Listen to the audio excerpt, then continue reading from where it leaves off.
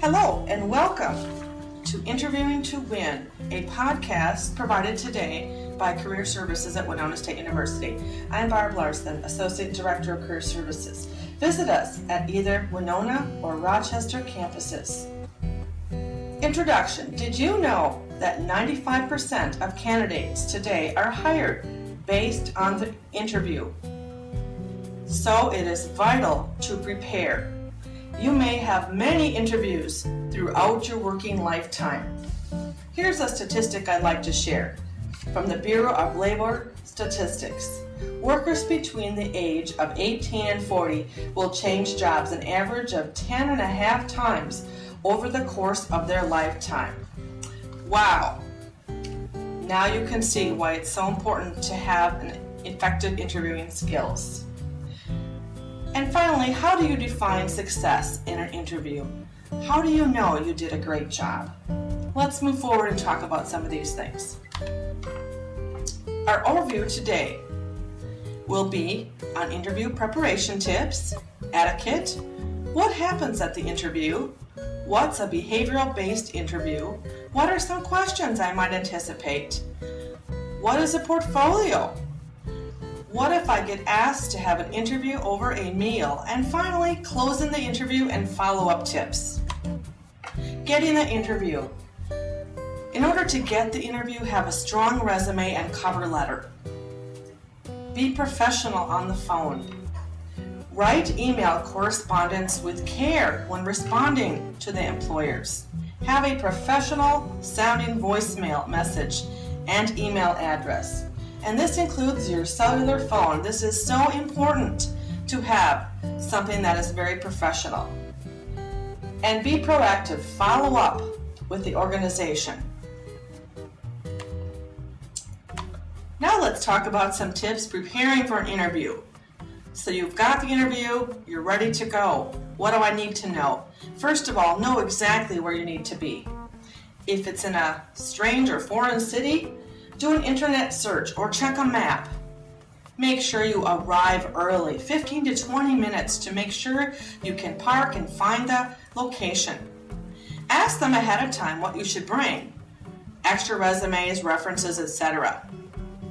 Also, plan what to wear and make sure to wear it once before your interview so it's comfortable.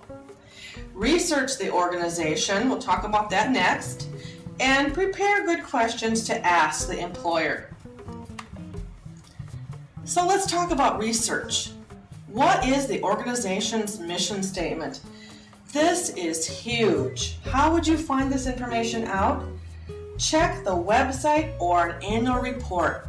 This is vital to know what their mission statement is. Second of all, what are the major products or services this organization might produce? How large is the organization in terms of annual sales and employees? What is their profit and loss record? How is the organization viewed by clients, suppliers, and the competition? What are the trends in this industry or field? And are there any recent news releases or articles about them in a local publication or paper? Talk to employees or ask around to find out some of this information. Interview etiquette. Arrive 10 to 15 minutes early. Do not be late. That would not be a good first impression. Dress professionally. Personal hygiene. Appear neat and well-groomed. Avoid excessive perfume or cologne. Leave the cell phone in the car. It'd be quite rude to have that go off during an interview. Don't smoke before an interview or chew gum. Think about this. Would the receptionist recommend you for hire? Those first impressions count. Suggested attire for ladies. These are some tips. A suit or dress in a neutral color, no tight or revealing clothes, knee length or longer skirts, no excessive jewelry. Bring a briefcase or purse, but not both, and closed-toe shoes. For men, dark, well-tailored suit, a long-sleeved, all-cotton shirt that's wrinkle-free, a necktie with no outrageous patterns, plain dark tie or slip-on shoes, high dark socks that won't slide down, and limit your jewelry. So let's talk about what happens at the interview. It starts before you say hello. Again, first impressions count. You never have a second chance to make a first impression. Stand and offer your hand when the employer comes to get you, or roll forward if you're in a wheelchair. Eye contact is important, a firm handshake, watch those sweaty palms. Again, know exactly where you need to be. Image is often as important as content. What will they remember about you? During the interview, don't sit until invited to do so. The first minute is the most important. Small talk will ensue.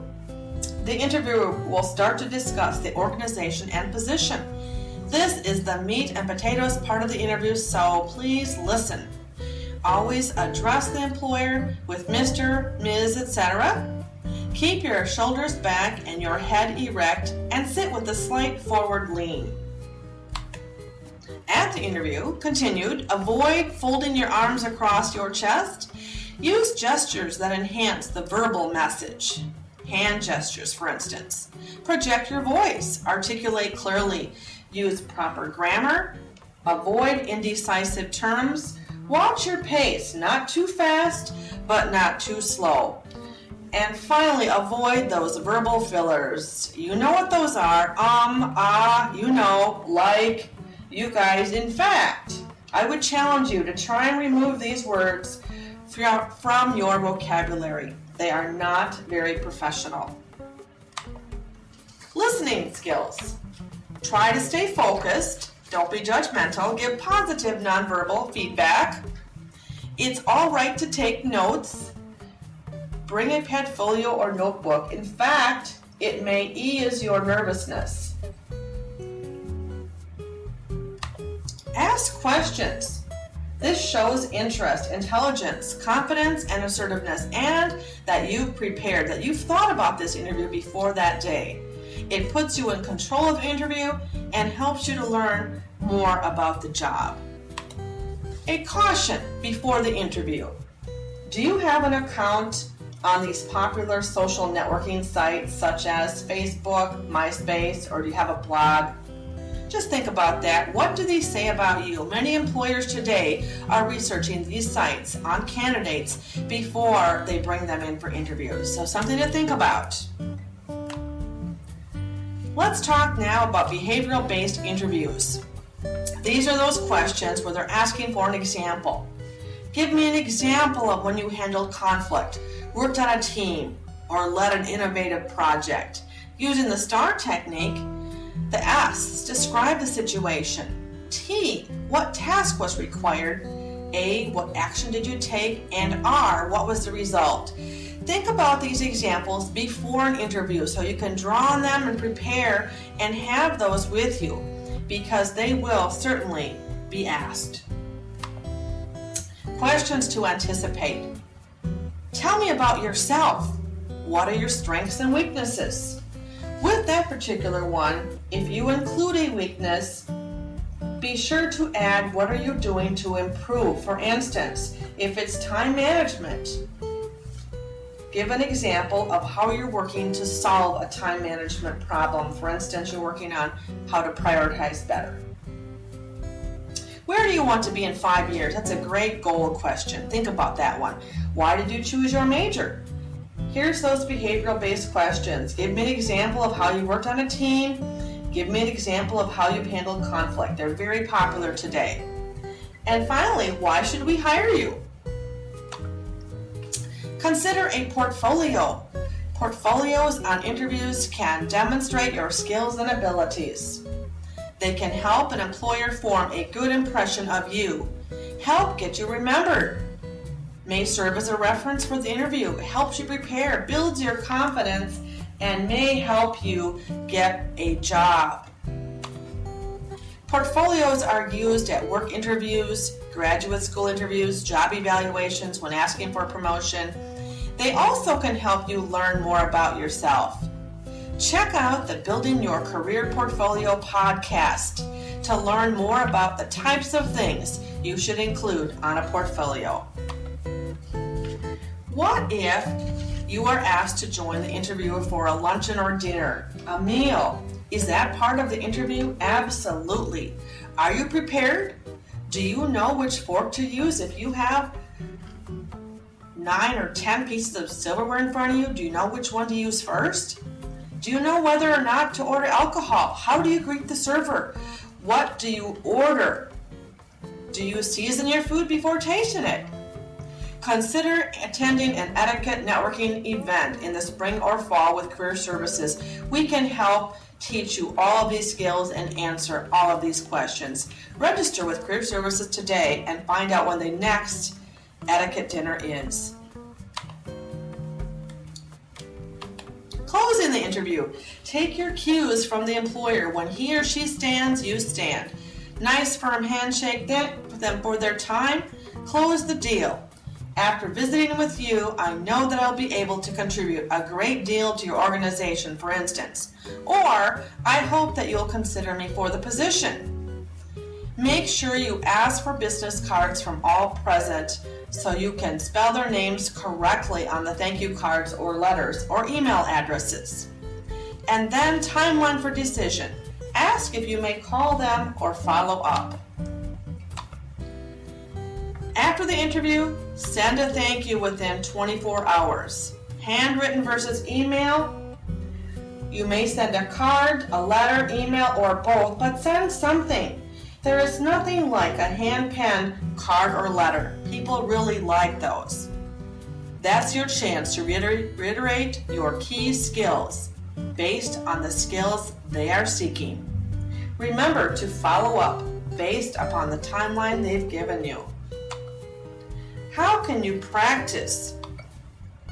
Interview Stream is a mock interview kiosk located in the Career Services offices in both Rochester and Winona. Sign up through our website, winona.edu/career, and also check out the interviewstream.com like website for some samples on what not to do on your interview. Meet with a career advisor. We can help you with some additional tips. And stop in to the Career Services offices near you and look at the variety of books and resources we have on interview tips. Thank you for listening to our podcast today. For more information, contact our offices in either Winona or Rochester, and good luck on your search.